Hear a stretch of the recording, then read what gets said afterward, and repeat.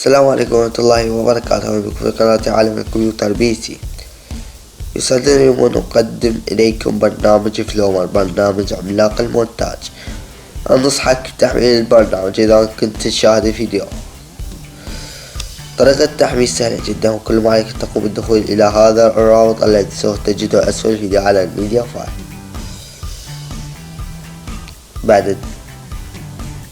بعد الدخول إليه الرابط راح تضغط على زر التحميل. بعد التحميل راح يخرج لك على شكل ودي، راح تقوم باستخراجه، يظهر لك على هذا الشكل. بعد إظهار على هذا الشكل تقوم بالتثبيت. طريقة التثبيت سهلة جدا ولا حاجة إلى الشرح. نيكست كتنصيب أي برنامج آخر. نقوم الآن بتجربة البرنامج أمامكم، إن شاء الله ينال إعجابكم.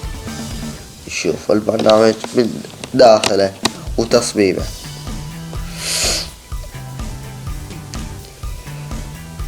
ننتظر القليل حين ما نشغل البرنامج.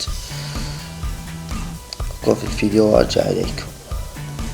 كما ترون الآن البرنامج أمامكم يظهر لكم في هذا الشكل، وتقومون بتشغيله. إن شاء الله التفعيل يكون في درس لاحق. انتظر القليل حينما تقوم بالدخول إلينا على البرنامج. برنامج بصراحة لا عجبني، أفضل بالبرنامج كامتازيا، يعني أنا فضلته عن بالمونتاج، ولكن نقص البرنامج عدم تصوير سطح المكتب.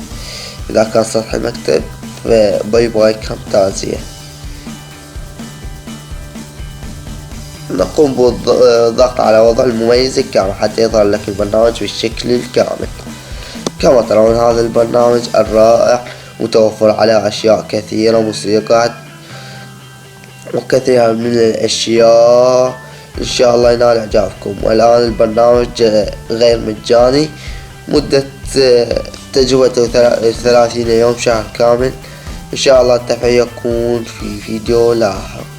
في أمان الله أخواني الكرام. لا تنسى ضغط زر الاشتراك واللايك على الفيديو، والدخول إلى قناة عالم الكمبيوتر بي سي. في أمان الله أخواني الكرام.